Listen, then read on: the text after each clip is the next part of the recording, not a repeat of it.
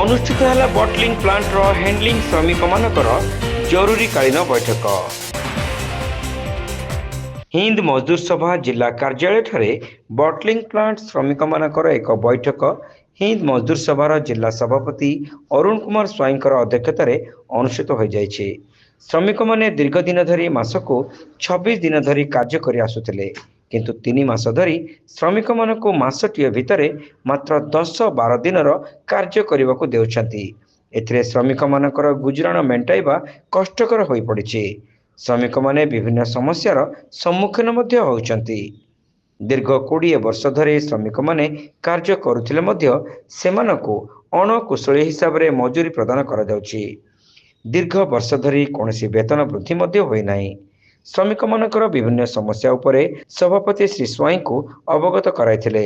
Sushant Raut handling रो श्रमिक मानकर secretary हिसाब रो कार्य तुलो अछि।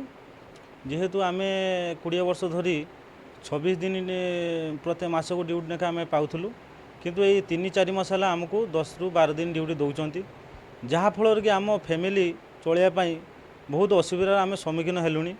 तेणु एतिकी सरकार कतर आमर अनुरोध, आम दुख सरकार शुणु। आमको जे भाया पुराणा 26 दिन मास को ड्यूटी दौले से भाया आमको 26 दिन हिसाब से ड्यूटी दिंतु।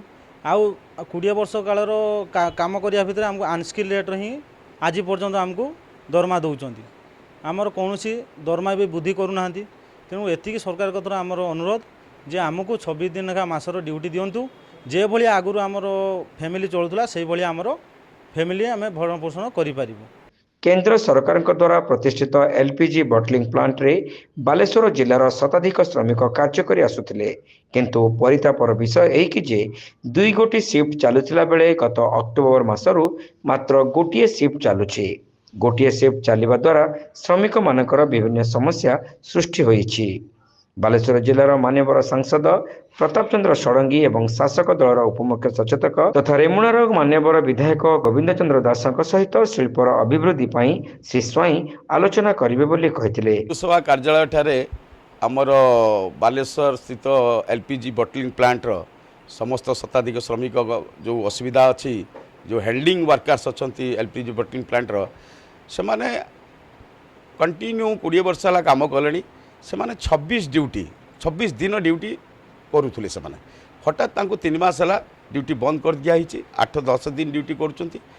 बहुत अवस्था परिस्थिति खराब अच्छी, किंतु न्याय जो दवापाई से माने जिला श्रम विभाग जाइके आलोचना कर श्रम विभाग यही सप्ताह डेट फिक्स करेंगे एवं जहाँ न्याय्य दाबी अच्छी जो लीगल राइट से अच्छी ताको आलोचना करने आज समस्त श्रमिक आसते एलपीजी बटलिंग प्लांट रू आम आलोचना कलु। आगामी दिन में से केवल पिलांकर केमती भविष्य हो पार जहाँ हो पार से हाजाडियास एरिया काम कर तो 10-20 वर्ष धरी काम कले भी अनस्किल्ड लेबर हिसाब से जाऊँच। तेणु सब समाधान करने से आज आलोचना करते। एही सभारे संगठन साधारण संपादक सुशांत राउत, एसके कालीम, रविनारायण महालिक, सुजित वर्धन, रंजन दास, गणेश चंद्र महापात्र प्रमुख उपस्थित थिले।